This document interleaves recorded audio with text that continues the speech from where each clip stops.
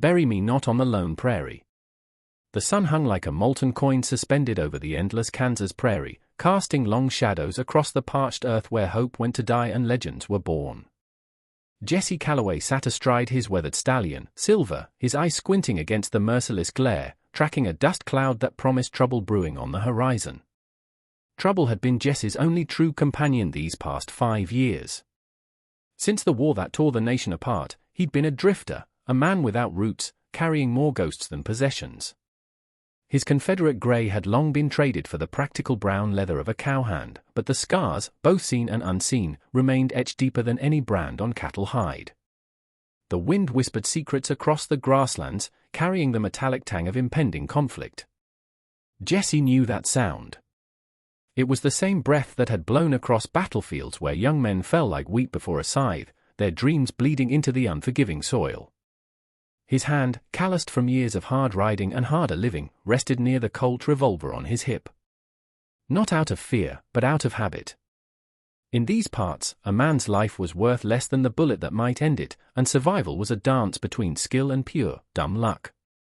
As the dust cloud drew closer, Jesse could make out the silhouettes. 3 riders, moving with a purpose that spoke of more than casual travel. Their postures suggested men on a mission, and in Jesse's experience, such missions rarely ended without bloodshed.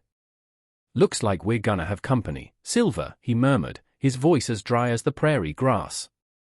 The horse nickered, understanding more than most would give credit. Silver had been with Jesse through gunfights that would have sent lesser stallions bolting for the hills.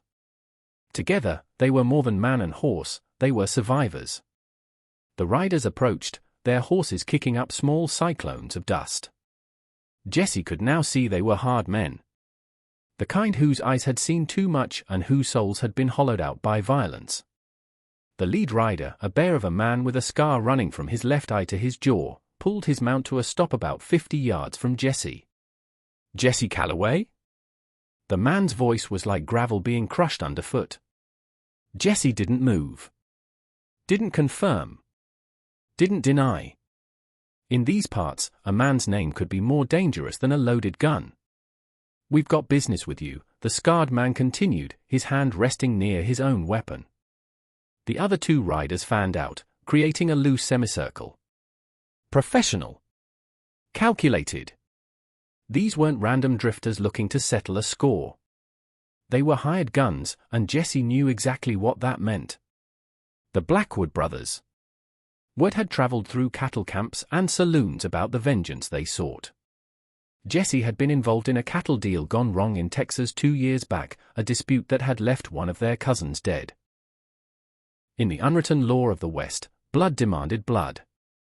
"Ain't looking for trouble," Jesse called out, his hand still near, but not touching, his weapon. The scarred man laughed, a sound more suited to a dying animal than human throat. "Trouble found you, Calloway." What followed happened faster than a prairie lightning strike. Guns erupted, their reports echoing across the empty landscape like thunderclaps.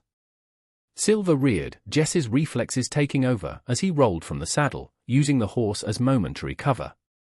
Bullets sang their deadly song, kicking up small geysers of dirt around him. Jesse's Colt found its mark twice, the leftmost rider tumbling from his horse with a surprised grunt, then the right side rider clutching his shoulder. But the scarred leader was good. Damn good. His shots were precise, forcing Jesse to keep low, to dance a deadly waltz of survival. As the gunfight raged, Jesse's mind drifted, something soldiers learn to do when death breathes hot on their necks. He thought of home.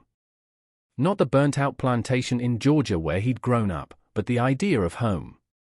A place of peace. Of rest. The poem his mother used to sing drifted through his consciousness, "Oh, bury me not on the lone prairie." A searing pain in his side brought him back to the moment. A bullet had found its mark, just grazing his ribs. First blood to the Blackwood clan. But Jesse Calloway wasn't ready to be another nameless grave marker on this endless sea of grass.